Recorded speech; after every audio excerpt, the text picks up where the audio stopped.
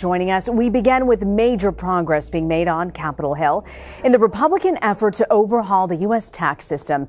House and Senate Republicans have reached a deal in principle on their tax plan. This paves the way for a final vote on a plan which Republicans were aiming to hold by Christmas. That's less than 2 weeks away. Earlier, President Trump met with House and Senate Republicans at the White House, where he discussed the effort underway. We have a lot of great things happening, but what really is something that I think will really be the capper is going to be the massive tax cuts that we're planning, that hopefully within a very short period of time we'll have signed into law.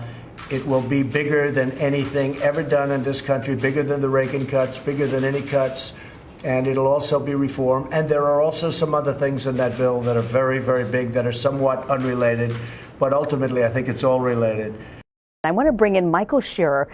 He's in D.C., a national political reporter for the Washington Post. Michael, so you heard the president there. When it comes to reaching a tax bill deal, what can you tell us at this point? Well, you heard the president expressing a lot of flexibility in terms of what the final number is. And I think that's useful for him because right now there are still big differences between the House and the Senate. And there's new concerns from high income earners, especially in higher tax states, who feel like they're going to see a tax increase. That's a concern for Republicans in part because a lot of their donors come from this community. So a lot of Republican members, including the president, have been hearing directly about these complaints. And one of the things under discussion is to bring down the top rate for individuals a little bit, raise the corporate rate a little bit. So we're still very much in a wheeling and dealing phase. But I think the president is right to feel pretty good about where he's at.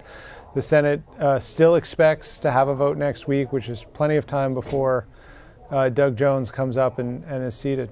You know, talk to me about Doug Jones and the big win last night in Alabama. The president doesn't seem upset or somehow disturbed by his win. Do you think it's going to be a setback for him? Well, it's definitely a setback. It's a setback for the Republican Party in a big way. Their margin in the Senate is going to go down to 51.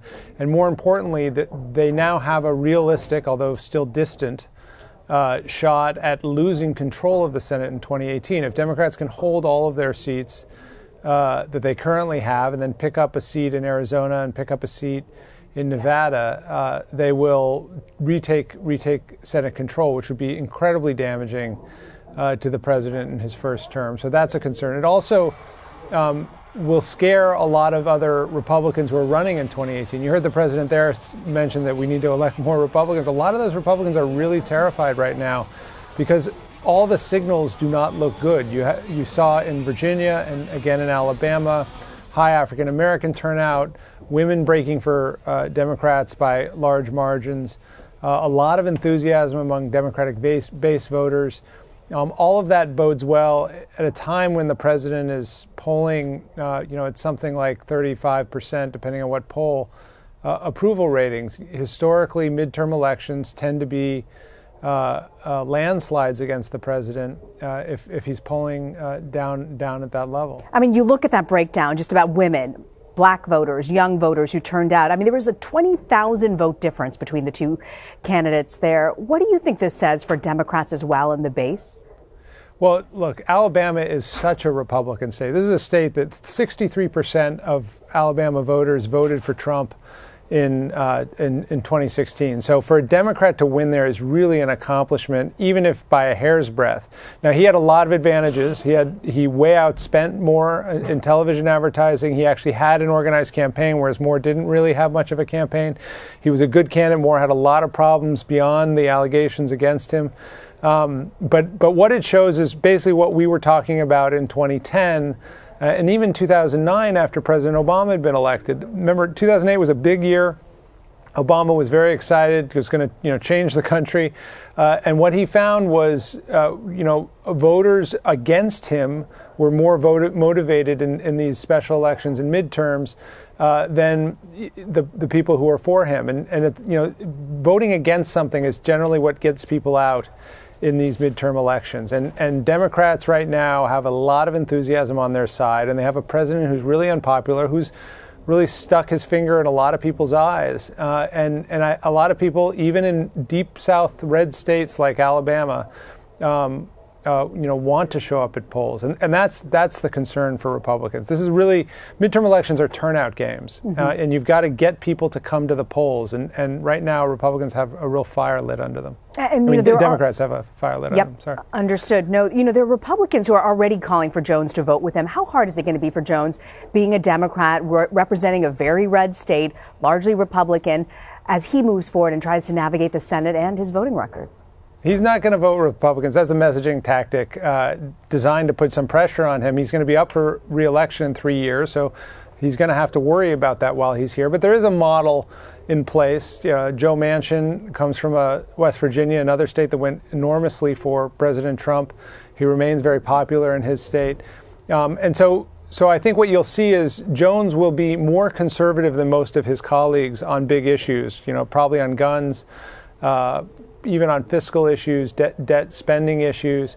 I think he's going to fight really hard to find ways to get defense projects and spending bills passed that send money to Alabama, which is something Alabamians look for.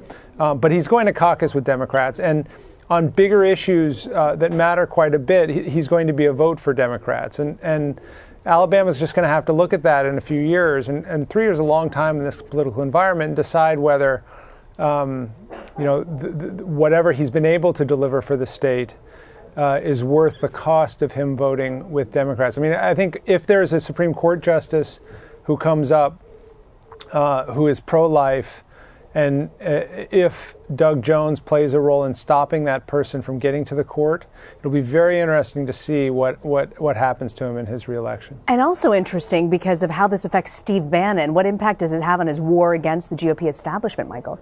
That's another storyline here. This was not just a fight over what would happen to the Senate seat in Alabama. This was a proxy war between Bannon and the old Tea Party groups that Bannon has sort of rallied around himself under the banner of Trumpism. And establishment Republicans who are far more conventional in their thinking and in their approach to politics.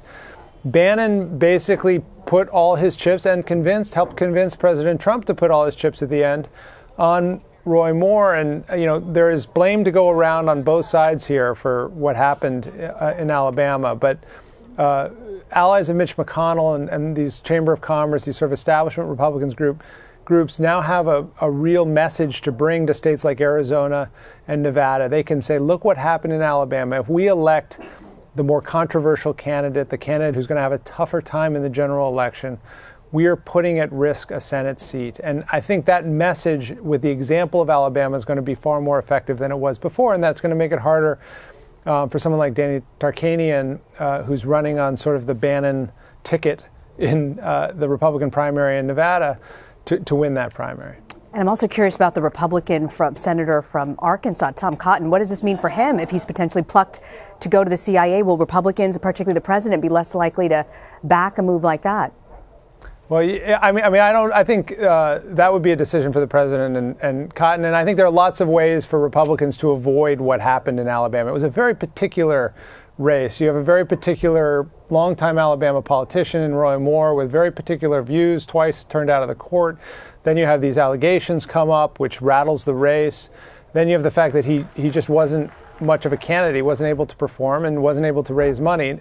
I think if Cotton leaves in Arkansas, you could very well have a Republican who could win there, and Republicans could feel safe about that. We're not yet at the place where the South is turning blue. We're at a place, though, where Republicans, if they are in close races, can get surprised because Democrats will have more turnout energy down the stretch than they will. So a lot of lessons learned from last night, but it's not necessarily a litmus test for the entire South down there. Michael Scherer, thank you so much for joining us.